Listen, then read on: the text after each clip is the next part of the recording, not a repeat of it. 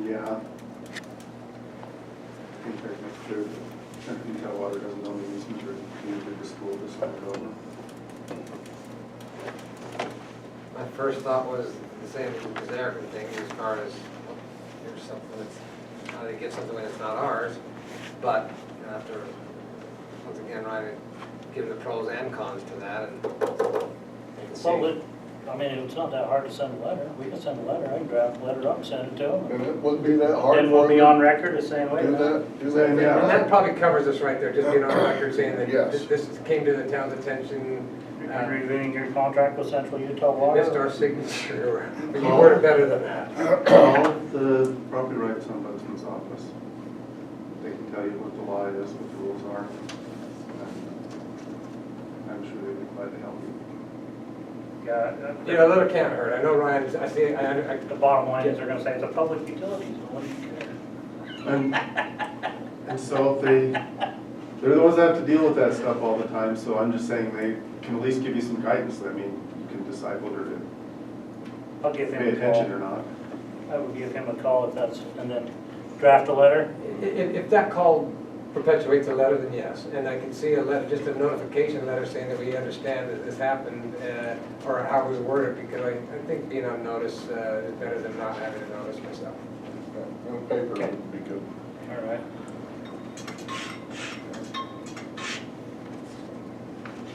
And that's on the Talk to you later. TUE. Let's see. Uh, What's his name? Want to go to Roger and want to go to somebody else?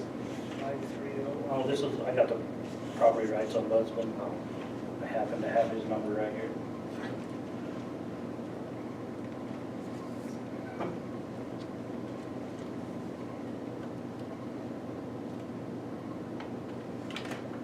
Okay, good, good discussion on that. Okay, I will do that, then I'll have a conversation with him. Follow it up with a letter. Okay. Anything else before we jump into section 8.25.03? I have not gone through and sat down and worked out code as much as certainly read plenty of code, both ours and county, but assuming that maybe the way we ought to look at it is literally going from the top and going through and make changes as we go through. Most likely there are going to be some changes, so then that would then bring up a public hearing at whatever time we determine and make the changes as needed. So I'll start off with the first, I mean, anyone that would like me to stop and discuss any word, I might think of something that's nothing, another, somebody else might see something important about it, so please stop me if I'm rambling on or reading, but I'm sure I'm going to stop myself plenty of times. Can I just say something, Mayor, before you move on? Yes, sir. I read code from Midway, from Charleston, from Payson, from Weber, and from Duchesne. And our code's really similar to theirs. All of their codes are very similar on home occupations. I didn't find much difference between what we have now and what all of those entities have. Payson was by far the most detailed and organized. And one thing that I also studied was this idea of grandfather. And from what I understand, grandfathering has to be written into the code. And those that pass and write the code write in who and when and what about the grandfathering. So if we don't say anything about grandfathering in here, my understanding is there's no grandfathering.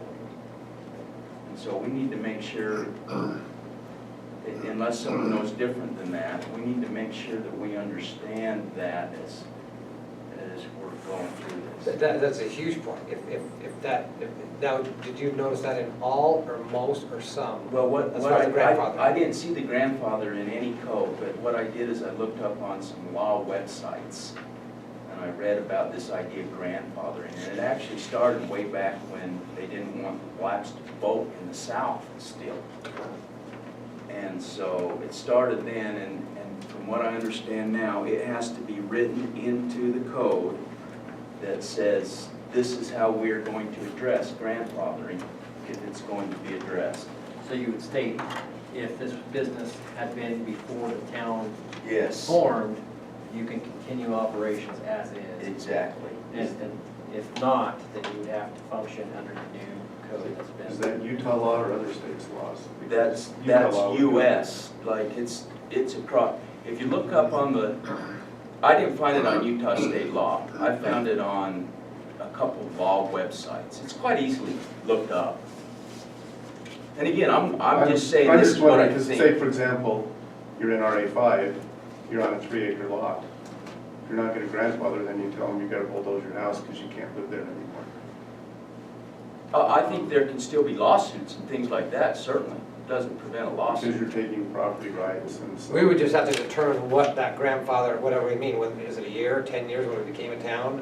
You're just saying And state it. that stuff needs to be specified. And it right now it currently is, because if it's a buildable lot, it had to be recorded prior to the town's founding. Because that's the only Right. lots that we're allowing to build that are under 5 They right say now. like Heber City's taking animal rights away from people. If they're not continuous. And so if they're continuous, they're grandfathered. So I don't know what Utah law says on grandfather. And then how long is the continuous? this is Is if it like they have And chickens and or Utah law, something. Utah does address that at the state level. Okay. But I don't, Grandfathering or what? Yes. The whole, Yeah, if it's prior to an amendment, So is this talking like farm animals type of thing? it's goes from everything from use, land use. If you go to the land use, what the heck's the thing, I don't think it really affects us in this situation because this code here has been in place for a long time. And any residents that, if we don't fix this, then some of these residents I don't think are gonna be able to say, well, I was here before, because this is pretty mean right now. And so I don't think we'll have problems with people saying, well, I was grandfathered, because I think we're gonna go the other way. You're not grandfathered to uses that weren't allowed in the first place, and this code's pretty if restrictive. they That's wasn't legally exactly- created. That's Yeah. exactly what I'm Legally created saying. in the first place. so if it wasn't good for the county back when, before we were a town, it's still not good for us now. So- Exactly. Yep. So it's not necessarily grandfathered just because we became a town, unless it was a permitted use before and they had it. Yeah. And I think if anything, we're gonna go the other way, so I don't think it'll be an issue, but the grandfather clause is an interesting thing. It is very interesting. Because you hear them talk about constitutional taking, that's what they're talking about. When you take a use away from somebody, that's when you'll get the lawyers involved. Yeah. Yeah. And see, and that's what they're claiming on several parcels that we have in this town right now, is because we won't allow a higher density of zoning and housing that we have. They're claiming that we are taking away their constitutional rights because we won't allow that. Yeah, And it's like, we haven't taken anything away, we've enforced what was there all along. yeah. And so, but we do have a certain group that's trying that very thing on the town. But they can't prove that the property won't be more valuable in the future, and they may be taking other people's property rights away, because if you have a 20-acre piece, 50 years from now, it may be worth way more than if you sold it for smaller lots, so they'd have to prove that in court. But I did find the grandfathering law here on Utah, and it's talking about non-conforming uses, which means it was legal when established before the current land use ordinance. It's been maintained continuously since the time the land use ordinance has changed, and because of subsequent zoning changes, does not conform with the land use ordinances that now govern the land. If a use is non-conforming, then it may continue. A non-conforming use might be a house in a commercial zone or a business in a residential zone. It might be animals in a housing area or involve a lot that was originally created legally but is now smaller than the allowed size. So basically, Utah law says it is grandfathered if it was a conforming use at the time that it was established. Again, I don't think we can discuss that too much, because I don't think it's Good gonna be an question. issue here. What was that? What's that number, Gary? 12? Let me find see if I can get it back. Yeah, I wish I could get mine back. I had it printed and then left. Doesn't have the code sections because it's from a book called Utah Land Use. Oh. Okay. Okay. Any little questions before we move on? I'm sure there'll be more. Oh, I know there's going to be. I have one question. Yep. And maybe we ought to define a home occupation before we go through this. Because I see a really big difference in home occupations. I see a construction worker with all his tractors and stuff like that he doesn't ever do work at his home, but he just stores the stuff there, compared to someone who cuts hair in their basement. And I don't know that one code really addresses all of those issues. And maybe it does. I didn't find any of those other codes I looked at that separated those issues out. Didn't see anybody who had done that, but I think you might have just hit it on the head right there when you said home occupation and a hairdresser or something, that they're actually doing their operation out of the house. yeah. Or inside the house. either Or way. inside the house, well, I mean, out of, Yeah. inside the house. And the other one, they're using their place as a storage point and then going out and doing the job. Yeah. But, you know, for me being a contractor, you know, I'd come home, I had my 110 truck and I had a 16-foot closed trailer. I kept all my tools in it. And I had to bring it right down the side of my house and I parked it there, and then when I got my job, I'd take off in the morning and head out and do my job. And I don't think I was bothering my neighbors one bit. But you're pushing the boundaries on the code, I don't on our code right and now. which is kind of crazy, but that's what. For that scenario. For For that scenario, we're But really then pushing I also this. understand there was some complaints coming in from people that were bringing heavy equipment in, such as paving equipment and that.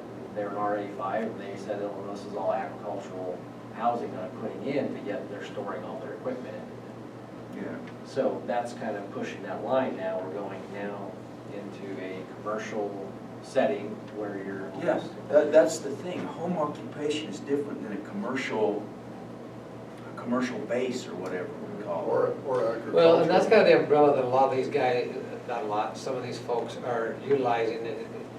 That's why I think we do need to maybe go through, because it's going to hit on most of the points that you want to discuss. I think we probably need to add some stuff maybe at the end, but we're talking, some of these people that are, let's say, either doing business or they don't have a business license and they're doing things just like a business, but for another area that they do have a business license in, meaning if they're, you know, if they got a license in Park City, but they're doing all their mechanicing and all their power washing and all their storage stuff here at their house, well, that doesn't fly too well because it's a residential home. I mean, it's not a hobby, it's not a, So as we read through this, Mayor, what should my thought process focus around? Should this be the little person, I don't know what's a little person or big person, but the people who cut hair versus, say, a contractor or a bigger group? and that's. Or do I think of both? Well, I also think that we might have just touched on it a little bit, was in here, you know, for my occupation, I didn't have any employees, it was just me. And if you have a company that you're now employing other people other than your family, that's kind of that breaking point. Yeah. But now any, you And know, that's a whole different animal too. I mean, but I mean, I think that's kind of that one more limiting factor in separating Employees. the home occupied business versus a business that's working.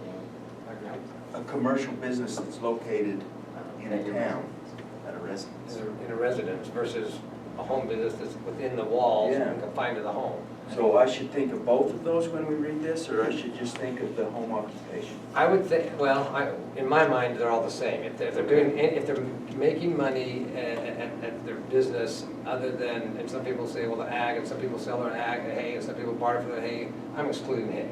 But if they're bringing in and doing business at their house, that's a home occupation to me, whether it's mechanicing or anything else.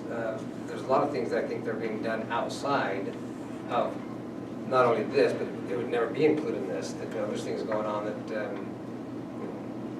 maybe they're not a officially a home business, well, I'm not a home business. Well, So would and these are just examples that I kind of know of, and so I'm not trying to badmouth anybody, I'm just trying to say what I see. Would you consider someone who's a well digger that maybe parks his well digging truck at his home a home occupation, or would you consider that not what I should focus on here? I would say in that situation, if that rig and employees came to that house and it all generated startup and left that house, that would be one thing. If he brought it home because he sent this in Provo and he brought it from Canvas and brought it down, that's different. So for me, like me and my trailer, if I'm taking off at 6 in the morning, I have a loaded trailer parked in front of my house for the night before I take off. But, you know, no employees come, they don't get in my truck, they don't all leave my house. So I should kind of think of both of those situations as you read through this. That, and then on top of it, we want to make this as user-friendly for our residents. That the whole key is. I agree with that.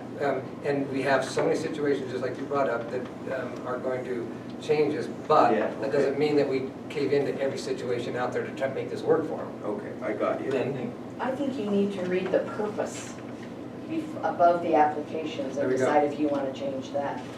That states it right there. Yeah, it does, doesn't it? so, go My ahead. question is I think we've allowed things that go on in the residential zone that we probably wouldn't allow in the commercial zone. And so that's kind of where I started. I'm saying we have businesses come in that want to do something, and everybody gets worked up, the neighbors around, we don't want this to happen. We make sure they have every fence post in place, and their landscaping, and their dumpsters covered with fence, and all these requirements, but yet somebody can come in the residential zone and do the exact same thing, and it's like free for all. Why would I go pay, you know, $300,000-$400,000 an acre for commercial property when I can go buy residential property and do the same thing? Yeah. And I totally concur, and that is the whole driving point of this meeting tonight and in the future to get this solved, is that. I mean, I personally have to have my commercial business, I can't do that at my house, and there's people that have similar, maybe something different doing it at their house, and that's, Yeah. One thing I noted too is that Payson had a really good application where they essentially listed their requirements and these conditions and said, do you have this problem, yes or no, on their application for a business. And I thought that would be really helpful. that could very well be, Yeah. especially in the application, maybe a more thorough or in-depth application. Yeah, 'cause they're to give aware- us more insight into what they're doing. They're aware of the condition, they answer yes or no, and I think it's informative and it's just a really good thing to Yeah, do. so let's get that form. I would bet most people have never read the code. that come Oh, in I business agree. application. I agree. Well, and one other thing, I mean, I know we're kind of skipping around, we haven't gone through this yet, but there's only so many things, first of all, Eric and or the planning department can really follow up and do as far as hourly and watching and looking and so that's another thing that, you know, things have happened over the years. Well, everybody's been doing their different things as the years have gone on. And by scrutinizing and being more, let's say, by following the code more promptly or more accurately, it may take more hours from somebody, and maybe, you know, it's gonna probably be a different person, depending on how we end up with. So, I agree. My problem is though with some of that is if we decide we're gonna red tag someone because they put an extra side on their trailer, we gotta enforce this code. We can't pick the code we're gonna enforce. And I've said that before and many of you disagree, but No, I wouldn't say we disagree, it's just how do we do it? we can't do it I all at one understand. time, that's, I I definitely don't understand disagree. And I still think you gotta pick, there's Gotta some start codes somewhere. that you're probably never gonna enforce. And they probably ought to be changed, but everybody's got laws on the books. And you really have to decide, and I think it has to be more complaint-based and problem-based. And up to this point, it really has, and that's, once That's again, why, it's- that's Yeah. what started this. it's all been complaints, face-to-face, personal letters and phone calls and, yeah. Yeah. And yes, we all know probably other ones, and maybe they've only had 2 complaints instead of 50 or something, and which bubbles to the top first. I agree But with that. it's gonna be really hard, like, it was pointed out, you know, if you park your truck in your construction trailer there, my personal opinion, you're not out of bounds whatsoever. I don't think you're out of bounds if you park your semi-truck next to your house, because you're coming and going, and I don't have a problem with that, but it's when you start running a business, you start having other employees coming, If I had 5 trucks coming out of my yard. But the thing is, Gary, it's not what you think, it's what this I know, it's not document what I- says. And I'm just saying, but we need to come up with a solution I agree. that is defensible and that the town can feel good about I agree. enforcing. So let's read through this, do I that. think that key point's gonna be the employee point. It said right in here that you have to be a family member. Yeah. I think your idea Yeah, was the good. home occupant is So if we conducted read entirely through the, within residential dwelling and is carried on in the dwelling only by members of the residing family.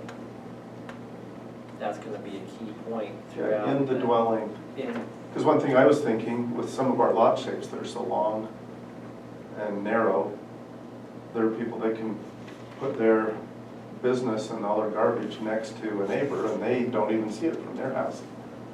But I think we can do fencing requirements on some of those issues too. That still let them do that, but it's fancy. So I say we do what Mayor was saying and just read through this line by line and see if we like it or want to change it. we starting out at 8.25.01, the purpose? I was gonna start at the very top, the 8.2503. Okay. And then Eric, also, something, there's an awful lot in here that is either up to your discretion as far as passing, knowing, let's say the applicant, knowing what type of business, but I know there's something, and then there's just stuff that you just don't have time to do. So I'd love to hear as we get some of those across, that, you know, how much time that you maybe think a certain issue might take for us to try to either enforce or deal with. Okay. Applications for a home occupation permit shall be made to the planning staff. That's getting done. The applicant shall provide the following information and satisfy the following conditions before the renewal or issuance of a permit. If the application is for a renewal or no changes have occurred, the planning staff may waive all or part of the following requirements upon receipt of a written statement. Okay, so what we've read into that is if we don't have complaints, then we haven't looked at anything changing really. If we've had a complaint, that's when we would look at that license again, when it comes up for renewal. So if a complaint came in 6 months into the renewal, we wouldn't deal with it for 6 months? No, we would deal with it, but that's when we would look at So- rejecting their new business Okay. license, when it came up for renewal. Yeah. As soon as we put them on notice that we've had a complaint against their business, and then we have to set up a hearing, they come before the council, they come before this board, and we have to go through the hearing process. So the process is all there to handle that, and then, of course, court after that. So, well, they come before here, then they can go to Board of Adjustments. Yes, they can overrule us, Board of Adjustments, they can go to Board of Adjustments, they can overrule us, and then if they don't like that one, then court is the final step, if the hearing process is the way that we do. Or you could just issue a citation, send them to the judge, and handle it that way. So there's two different methods to, Mine would be this is talking about the renewal. that section. Is this really what you want to do, though? You've got a code, and then at the beginning, you say the planning staff can waive all or part of it if they want to. That seems a little strange. Well, I think, And I mean, it's nice to be flexible, but why have the code? You're gonna say we can just waive the whole thing. well, I Well, think it's it's just these requirements, the next 10 requirements is what we're waiting. Exactly, which is really the code. I mean, I agree. without that, why even have it? I guess I look at it as if there's a, my mind first looked at, if there's a renewal that comes across our desk that we renewed it and never had a complaint, we all, when I say we all, as a board, know there's not an issue, that would be something that maybe, that Eric wouldn't require to go through an inspection and do all the things that are required. Yeah, but it doesn't say there has to be, doesn't have to be a complaint. It just says if no changes have occurred, well, no changes in their use, but maybe it's still bad, then they can waive the code if it doesn't matter. So what the word waive is the key, that I think that whole Sentence. sentence should be stricken out of the, the planning staff, yeah. okay, so what is, how the board look at that and feel about that particular line? And if we do remove it, then it says renewal and no changes have occurred, what do we replace it with? I'd take it from the if forward. Take out that last sentence. Is that what you're saying? All the way from if the application is for renewal, there's no changes of. Is that what the, Yeah. that's the if you're talking about? I think. So they have to satisfy the following conditions before the renewal or issuance of a permit. Yeah, it says it. Because otherwise, you just said, we can waive the rest, and that gives them room for appeal and That gives us that whole, we're picking out what we're gonna do. for who, and you're gonna have to be consistent, and so. Get a buddy on the one person planning do it, committee. So, well, it's planning staff, so it's not planning Or, guard. yeah. Yeah, and we only do that just because of a spot to turn in the application, so. Oh, yeah. I Yeah, think planning that's- actually doesn't look at this. The No. commission doesn't look at these. Yeah, that's right. So do you want to strike that if out? Because I have a problem striking that. Well, I don't, do we want to look at that, at all those 10 before we strike it? We do. Well, I think, aren't those the ones you're going to enforce? So Well- strike that and then make sure the 10 are ones you want to enforce. 'Cause yeah, you're gonna have to harden up or make these more lax if you take that out. That's where it's gonna give you your variance, or you're gonna make you go hard line with them. Let me read through the 9 and 10, and we'll talk about. And let's go back up and talk about that one. So number 1 would be home occupation shall not alter the residential character of the premise or unreasonably disturb the peace and quiet of the neighborhood. This includes radio, television reception of the neighboring property, nor detract from the residential character of the neighborhood by reason of color, design, materials, construction, lighting, sound, noise, or vibration traffic. Okay. Okay? One thing I read in other code that I thought was helpful is it said who made the decision of the disturbance of the peace. For example, it may not disturb Gary because he likes loud music, but it may disturb the other me. side. And so it said in here that the disturbance would be determined by a member of the planning committee, the one I read did, or would be determined by the planning committee. And we've had that here. We've had complaints that we can't substantiate once we go out. Yeah. And so, and that's fallen on me to do that. Yeah, so I think as we go, maybe not on every one of them, but as we go through this, I think we need to point out who is going to make those decisions as to whether it's disturbance or not. Well, and I think there's even more on there. Color, design, materials, construction, lighting. I mean, are we really looking at all those I don't issues? understand those where it all has to be within the home and maintain the residential character. Well, we had in West Jordan, I remember there was a house that they converted over to a daycare center. It was on a little quarter-acre residential. They ended up painting the house pink and rainbow right in the center of this residential area. And that, I think, is kind of, Yeah, but you can paint your house bright yellow in our town. Or paint. or pink or yellow and rainbow. Or purple. Or I whatever. got used to I yellow. used to live in the barn. Or like my house, it needs paint. The difference was they did it for the premises of the business, not doing it for the residential look. That was the separation. Yeah. If it was just their house, they wanted to have pink polka dots, they could do it, but they were doing it for Well, A the business. business. and they're saying nor detract from the residential character, so I'm not sure that's so bad. Well, and even this one, Gary, happened in your neighborhood, radio and television reception, is Mike wanted to get that radio thing set up, you know? Yeah, and who knows what effect that will have, but I know Mike well enough to know that it may never happen. Right. But, I mean, there's, if somebody else wants to set up, and You can't stop them.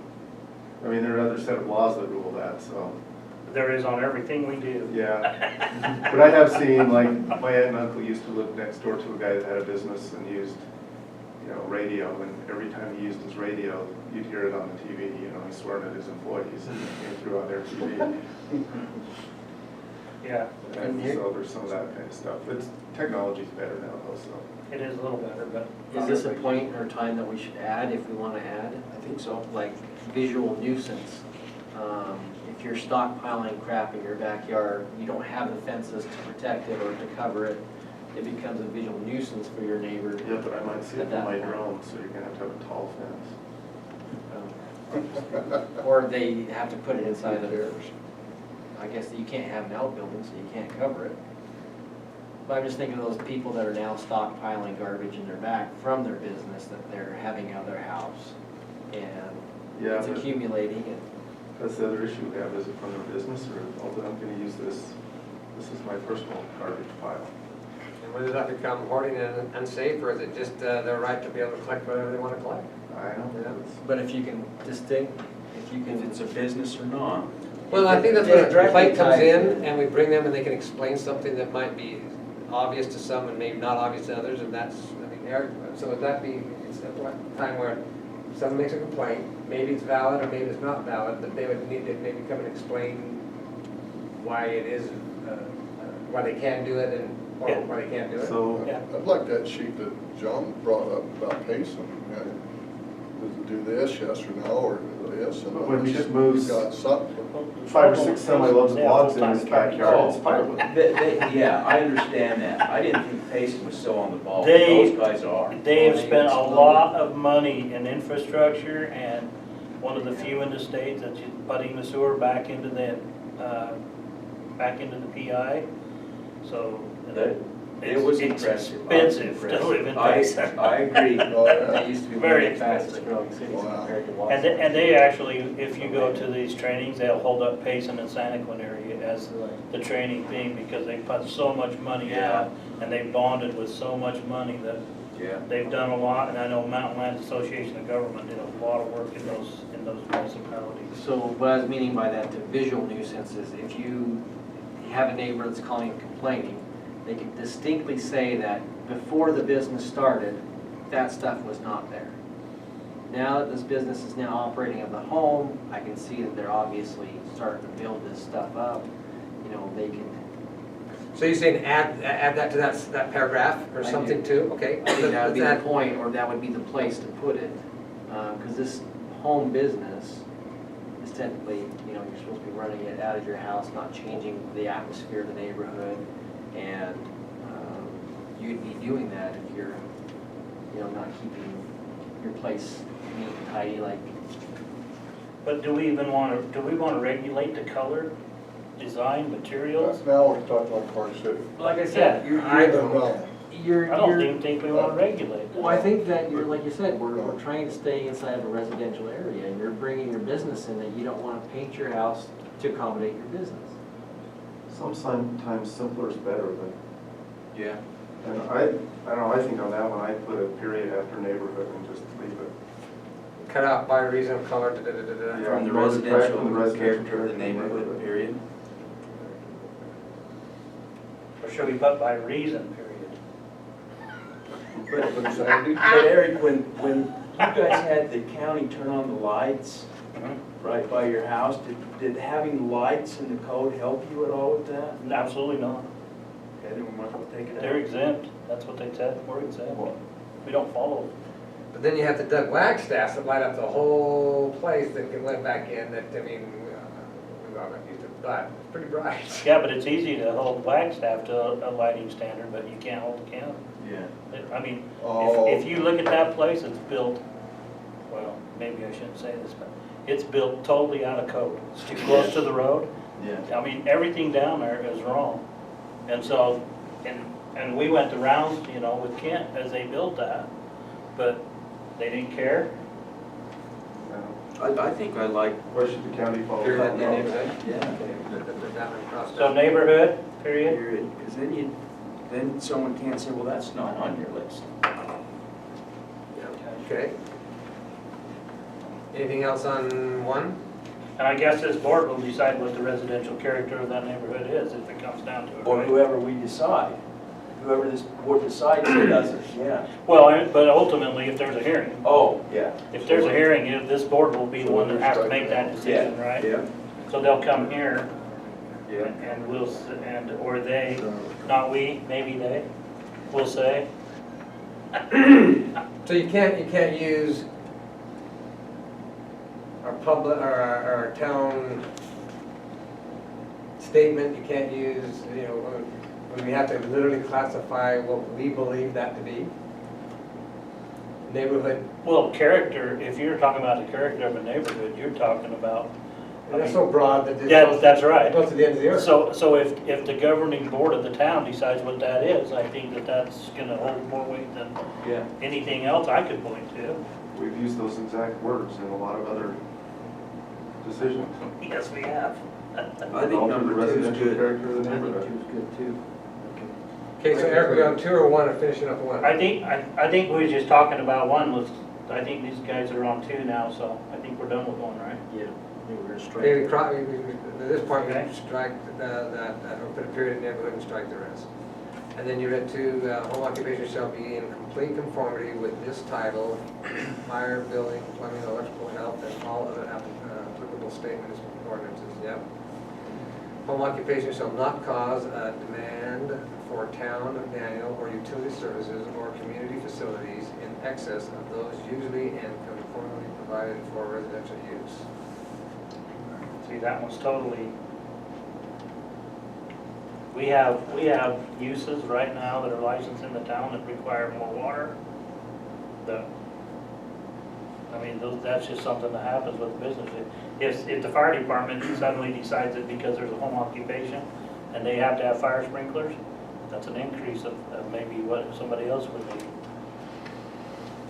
If you might have to have, if you're having people come to your house, you may be required to put in an ADA bathroom. That one, definitely a possibility. I mean, there's just so many different rules with regard, you don't have to right away, but somebody will sue you and then you are. But like, Okay, so what part of, that was 3, that's that's number 3. yeah. Number 3, Oh my goodness, shall not cause. cannot cause demand. So that's an interesting thing. If right now I'm using 7,000 gallons of water, but my permit or my line lets me use 20 without paying more, is that more of a demand? It would be on the town just because it's coming out of, or. Yeah, but I'm still Still paying within for your it. parameters. Yeah, I'm still within my That's true, yeah. And parameters. what do other residences in the town use? And so So if you were some use a using. lot, some don't. Some go over. Yeah, and so, but say the highest use in the town is 100,000 gallons a month, and all of a sudden you're using 1 million, that may be an issue, but if some other person who does not have a business is using 100,000 and you're using 100,000. So how do we get that worded in here? Because right now I don't think it is. Within reason. Well, and I'm Or also you going think back to it the is? application and the actual particular business that would apply. I mean, the scrutiny on that would, I mean, let's say someone brings in a ton of servers, and they need, Oh, 50,000 usually gallons of water. customarily. We can eliminate them all if we just go right to the first line. Home occupation shall not cause a demand for town of Daniel.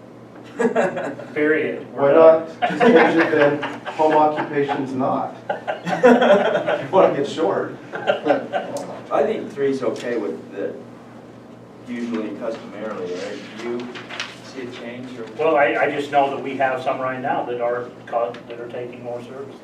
They've actually bought 2 meters.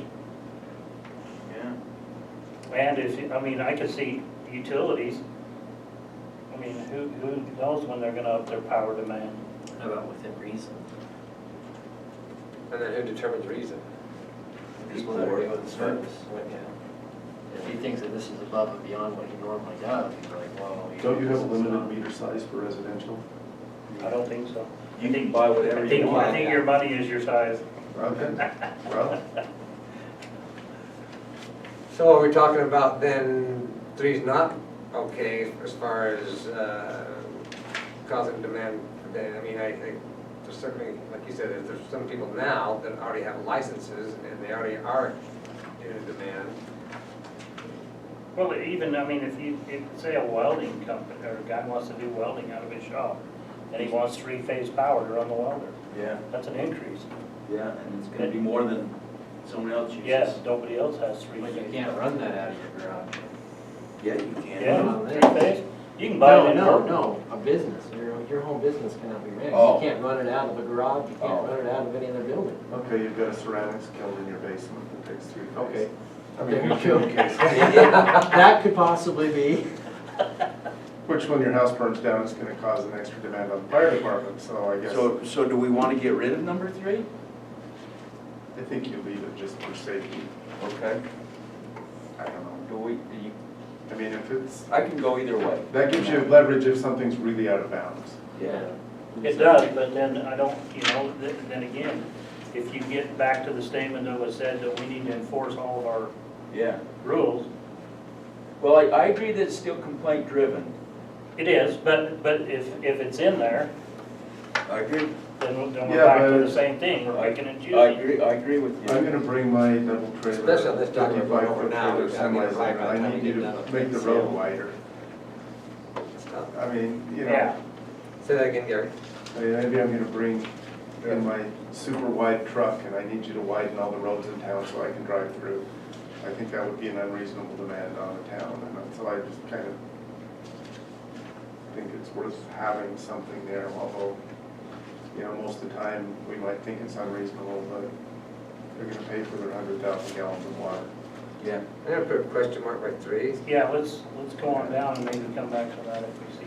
The applicant shall provide a description of the property to be used for the home occupation. This shall include all information necessary to accurately portray the property. See, that's to accurately portray, it depends on who writes it. If Yeah. you write the letter and I write the letter, it's gonna say two different things. For sure. And so who's accurate, who's not? You are, because you're the mayor, but. But, okay, so let's say it comes up, let's say someone applies and they write a 2-word explanation of their business.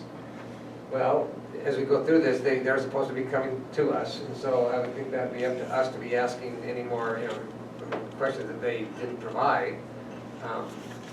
Applicant shall provide a description, but yeah, their description and our description is gonna certainly be Maybe different. change it to drawing of the property showing, you know, what areas will be affected. We might get rid of 4 and just fix our application. Yeah, you might. The property to be used for the home occupation shall include all information necessary to. I was gonna say, number 5 does the same thing 4 does. The applicant shall provide a description of the proposed use, including but not limited to the location of the use, type of business. and Yeah. work. So they That's just, they fine tune, I mean, they Yeah. put a dozen different words. Just use that for, Bless you. Thank you. other than, X4, yeah, I just explored that one. 5 is the same thing as I'm reading. And 6 is a site plan, which is what I was talking about. Yeah. Hmm. So I think you could X4 out. cross out 4 and then 5 and 6 give you everything you need. Everything but what we need, you mean. Yeah. 5, the applicant shall provide a description of the proposed use, including but not limited, okay. And 6, a site plan shall be provided to the planning staff to determine the yard requirements. Okay, and now, didn't we just talk about being inside the home, so the yard requirements, I guess depending on what's in the home, there would be requirements outside the home. Yeah, well, this will be like the parking matrix would apply if you're having people come to your home. I hear The dog kennel. Or a travel agent, we have a travel agent Okay, here there in you the go. town. If you have people coming to your home, then the parking matrix would have to have enough off-street parking to accommodate Like that. a dog Blocking kennel. or obstructing. But you'd also see that it's not there. Generally not. Or if you get a fire hydrant right in front of their house, they can't be blocking it. So do we feel that we want 5 and then 6, because the site plan really is gonna take care of, well, Yeah. it's gonna shed lights on both of them. There's, sanitary facilities and. I don't, why are we looking at sanitary facilities? That should, It's inside the I home. wondered about that too, The ability of parking space to serve as a builder, egress, and landscaping, the site plan should I mean, I don't also show think it's- concerning property within 500. but it's only. Besides supposed to sanitary, be- that's, they've gotta have a permit from the health department for their home occupation to be But we inside their home. say that, don't we? What? That they need the permit up in number 2? Applicable statement is for ordinances, they have to adhere to the ordinances, which, Yeah. But what if they decide to open up a public bathroom? charge $5. Transgender? possibly transfer. One These have door, people- one That's a door, whole one other stall. discussion. They just have one person, One or door, they one have stall. I hope constant things are people coming through. Okay, so the site plan, so as far as besides the sanitary facilities, does 6 look okay and scratch that? I don't see where that particular part really falls I'm into. thinking, by Except- mentioning it, you're encouraging it. Well, actually, yeah, I was gonna say, now I think about it, you could have 3 or 4 people, yeah, you can, I mean, you may want to have some kind of a, It's a home. to understand the bathroom. So get rid No, of that's the just sanitary put in the facilities. cross-gender and then everybody else Well, is excluded. If it's a home, the bathroom is the bathroom, so. Yeah, it's already regulated by the health department. Yeah, one stall, that's all. So a site plan shall be provided to the planning staff to determine the yard requirements, including availability of a parking space to service the proposed use, ingress, egress, and landscaping. Well, this is probably, So we're gonna scratch the sanitary facility? Yeah.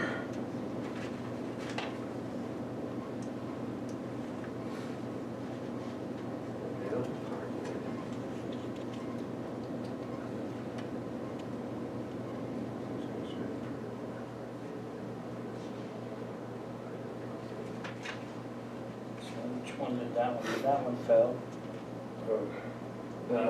So, The land requirements and percentage. landscaping requirements, did you follow that bill, John? I did not follow it, to see landscaping things. I tried to follow it again today a little bit, but I didn't find it. I'm not seeing it right here. I know it was on their thing about requiring landscape. So as far as number 6, the site plan's a good thing. And parking, understanding of where they may be parking is a good thing. To service proposed use, ingress and egress, and landscaping. I don't know how detailed we want to get into landscaping as far as, I mean, I know deep rooted versus shallow, but I don't know if we really care what type of bush and what kind of color the bush gets in the fall and. Well, I think this is a prime time to look at the noxious weed list. That's how a lot of Oh, these get sure. brought in as Okay. ornamentals. Weeds. And so it's like the school plan, they had a whole bunch of stuff on there that I'm like, it's not even, they get these engineering firms to design this and it's not, there's nothing in this valley that's like that. It's like, where are they going with this? I mean, I probably showed a bunch of you guys the bush down in St. George at the Carvers. It's myrtle spurge, landed right in their thing, a big yellow plant, looks gorgeous. It's on the noxious weed list, and they planted it in their garden there. I went down for the conference, I'm like, man, that's beautiful, that's awesome. I had to get a picture of it, because it's Send them a just letter, like, that is send awesome. them a letter to the weed control officer for the state. Yeah. I mean, it's just, that's how a lot of this gets brought in, is ornamentals, and that's how it gets started. And so, that does give you the opportunity to look at that, if they provide it. Well, and. But are they gonna be doing landscaping for, The business. Yeah. seems like this got stolen from commercial code somewhere. Probably out of the template somewhat, for sure. Because we don't require any landscaping, No. other than residential. We don't really have any residential requirements for landscaping either. We just commercial. Yeah, But ingress and egress, where it talks about it here, that is kind of important though. yeah. That's- So cross off and landscaping? Eric? I don't know anybody that submits that. Are you guys gonna want them to submit that? What you can do is draw. a You're talking circle. 6 or just 3. landscape, Just and landscaping? Yeah. So we're gonna be Ingress and unsanitary and not egress, having you're gonna wanna know how they're landscaping. getting into that Yeah. business. so at this So point, take away the landscaping. I've got sanitary facilities and landscaping crossed out. Yeah, Yeah. yeah, sounds good. Okay, and the site plan should also show surrounding property, blah, blah, blah, okay. Number 7, Do you want the site plan of names and addresses of all people, 500 feet around them? I mean, We have to have a that, public hearing. that's a direct, yeah, and that's a direct thing right out of our conditional use. That's a copy over from a conditional use, 500 feet around, we send them notices. Yeah. I know for a bar. you for know, a new business to come in, probably not a bad idea to send it to the neighbors. All your The neighbors may know not you're gonna what's be coming. opening up that public restroom. Well, you've gotta remember, we only charge $60, boys. And So, No, the next question is if what we start sending out notices, the price is what are gonna the go neighbors up. going to do about it? Yeah, Well, I think that the neighbors, that it should be put on the applicant, that they come in with their, showing the neighbors that they have within 500 feet, and having them sign off on each parcel or each one that is next to them. And then we keep that in their file for their business application. I think that I gets don't into know, where you can't I don't do think that. there's anybody here that doesn't have a neighbor within 500 feet that won't sign. Yeah. That's a pain. And I don't care what you're doing, they won't sign. Well, then slow down on these businesses that would want it. If you can't get all the support from your neighbors, I'm sorry, it's not gonna work.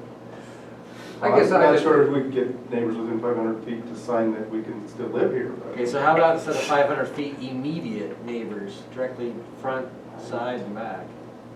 I guess I'd like to, I mean, I see everyone's point here, I just would, you know, if I was not paying attention like most folks out there, but I would like to know that something's Yeah. moving in next to me. Yeah, so how do we do that? Yeah.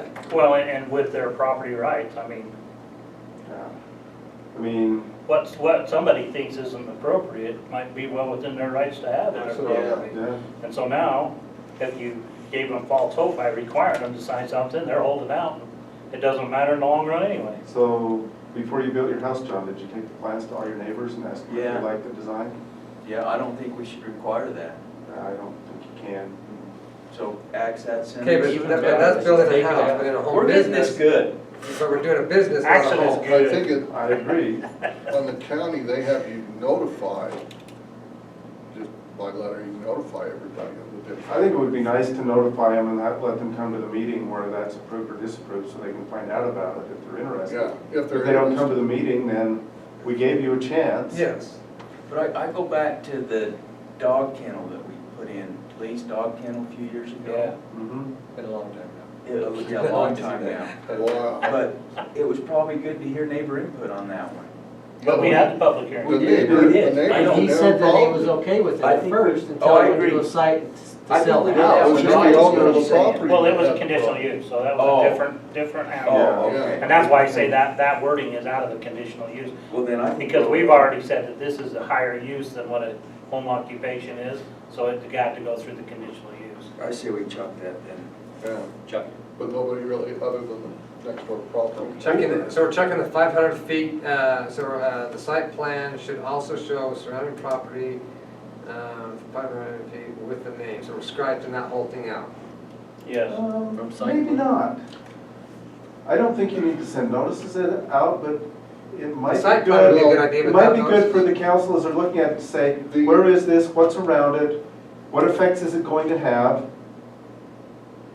Well, that would also Just help kind us of be aware. understand the egress and egress of what might have to happen with that particular business. Okay. Well, but the site plan's still there. 6 is still a site plan. Right, but We're I'm just saying, taking and out the show the 500 neighbors. feet. Yeah. Say, who owns the neighboring properties? I'm not saying you have to do anything Yeah, with but it. the but it's- county, I think, at least one time they did, they'd almost print you off a list of the residents around that area, and then you had to put a letter and put it in a stamp and then bring it back to them, and they mailed it out. Yeah, they have staff. I was just gonna say, they- We And I'm know. not saying we even mail anything out, but I think, This That doesn't way- say that, this just No. says show. I think it's good to show, so that as you're approving it, you know who lives next door and what's going on and kind of the neighborhood. Because even in planning, it's hard when somebody brings something in, Well, where is this lot, how what does it fit? Visual speak. Yeah, they have, For well, on doing that process, they have to come before the council anyway, don't they? Right, but I'm saying as they bring it in, you have a little bit more context to make your decision. Yeah, And that's why I'm saying it'd be good just to kind of know. Yeah, this who's doesn't around. say get approval or ask permission No, or. it's just say, No, give this us- is when they come in for their Basically permit, showing just it. draw it on keep it there. and show it, so you have that information, that context when you're making your decision. I think it's just easy to look at the map at that point to see what's around it. Okay? I can go either way. I just think it's just, why would we put it on there if we're doing nothing with it? so we'll take out the site plan, should also show the surrounding property within 500. That's what I would say, in egress. But what do you guys think? I can go either way.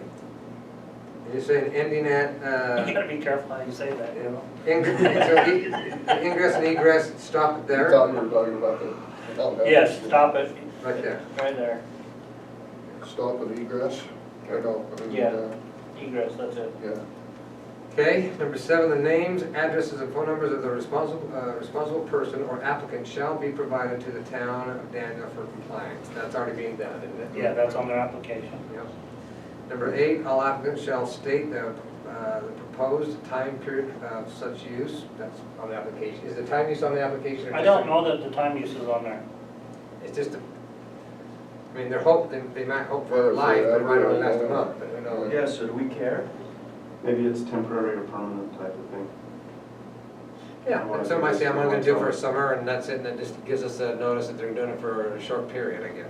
And that's a, I mean, it'd be nice if they tell us when they're not, so we couldn't send them out renewal notices. Okay. well, yeah, that's small, might yeah. put in there temporary or long use or whatever. Number 9, the applicant shall show in writing the proposed occupation will be located entirely within their residence and will not require the use of outside storage or accessory buildings. There we That's a are. big one. There we There go. we are. Who wants to speak first? Me, Axon. Excellent. Excellent. I mean, we're just talking about Casey's trailer, comes home, parks it. Casey's not working in his trailer. But I would like to see, you know, some of that stuff, you know, if I could have, I would have put something up that I could park my stuff under. Oh, you want something to park under? Just a carport. So here's what Not you until do. you got your job in Deer Valley, could you afford to build something like that? But, So here's what you do in the town if you want to start a business. You go buy a 5-acre lot, you build an agricultural building, and then you move your business into it. Yes. And so you've got a building that you didn't have to pay for a building permit, and it's probably not on the tax rolls, and you're using residential property instead of commercial property to run your business. It's a pretty good deal. It is. It's pretty attractive for So we really are the economic driver. Uh-huh. I see. we're Let's boosting increase our Boston's enterprise profit. Free, and that's why we're doing so well. And Walmart sells more 30-ounce Less slice taxes. And So let's talk about entirely within the residence, we'll stop at that point rather. The applicant shall show in writing the proposed occupation will be located entirely within the residence. So, we got an awful lot that are not within the residence. This all comes down to what you want to allow. Yeah. If you want to allow the contractor thing, or if you don't. And you could say, And another thing, we have people that have been talking about farming as a business. That's agricultural. Well, I know, but they're saying it's the same impact as a business. We've had Joe Witt in here talking about it, we've had several residents in here saying it's impactful, it's got the same motor. My truck has got the same motor that Yes, tractor but has in it. the Makes government same looks at it noise. totally differently, and but that's here's the the difference. same as the hay, you know. When you bought your property, it's not the wild, wild west, and you can't do anything you want with it. When you bought your property, it was zoned residential, agricultural, and agriculture is specifically mentioned in the code as an allowed use. This is not. Good And point. so you can argue that, but when you buy your property, you buy certain rights, and those are the things that can be grandfathered when things change. You did not necessarily buy the right, well, you bought the right to have a home occupation based on what the code says. Yeah, You bought the right to perform agricultural, have agricultural operations on your property because that's what it was zoned for. If the town decides to change that, that can happen. But according to the code right now, agriculture is much different than commercial. Well, and Gary brought up something, the more barns we get with the businesses that get put inside, then we start talking about the impact of residential traffic. Now, I don't know how many businesses would really impact it. I think bicycles impact it more than anything down our streets, but, which is another discussion. yes, there's supposed to be a meeting in the middle of the day coming up about that, but. She got notice of the meeting. the line between the. Now, the legislature did talk about that a little bit. I think Yeah, what did The they- bicycles can take the whole lane if they can. Yes, they're treated as a vehicle. Oh, really? Yes, When did that change this? No, that's been that's forever. been, Yeah, I just had a long discussion talking about they've gotta be on the side, if they're not riding if they're not going the speed limit, they can't ride Nope. side by That side. is not the Treat case. it as a vehicle, You can ride side by side, right down the you middle. can ride right down the middle. Do It's they, stupid to do that, but you can do do it. they need to have flashing lights? And worse yet, they in did the write a law that says triangle? you have to be 3 feet away from them when you back. Yes, I'm good. and with our double yellow lines that go the length of our roads, you can't pass them legally.